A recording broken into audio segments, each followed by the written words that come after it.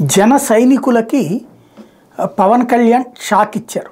జన సైనికులకి ఆయన షాక్ ఇవ్వడం ఏంటంటే 24 స్థానాలు తీసుకున్నప్పుడు అసంతృప్తితో రగిలినటువంటి జనసేన శ్రేణులు మన వాళ్ళకి కొంతమందికి అవకాశం వస్తలే, బొలిశెట్టి శ్రీనివాసు, కందుల దుర్గేషు ఇట్లాంటి వాళ్ళకి సీట్లు వస్తాయిలే అని ఆశించారు. ఎందుకంటే వాళ్ళకి డబ్బు ఉంది, ప్లస్ బలమైనటువంటి నాయకులు కష్టపడ్డారు కదా అని చెప్పేసి.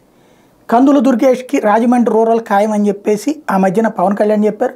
రాజమండ్రి గడ్డ మీద నుంచి నేను పొత్తు పెట్టుకున్నాను కాబట్టి ఆ గడ్డ మీద మన ఉనికి ఉండి తీరాల్సిందే, అందుకోసం ఖచ్చితమని చెప్పారు.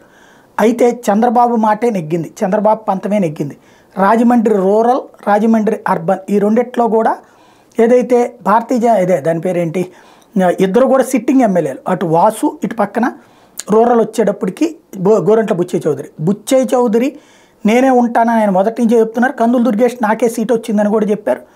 మొన్న ఈ మధ్యన కలిసి పని చేసుకోమన్నారని కూడా చెప్పారు. తీరా చూస్తే ఇప్పుడు కందుల దుర్గేష్ని నిడదవోలికి పంపిస్తారని ప్రచారం జరిగింది.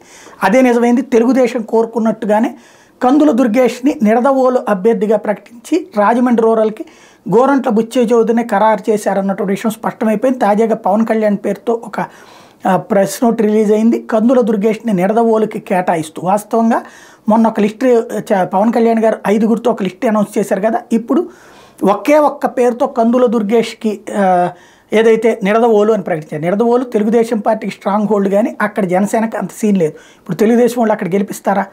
ఇంకోటి ఖర్చు పెట్టుకోవాలి, ఇది అవుతుంది.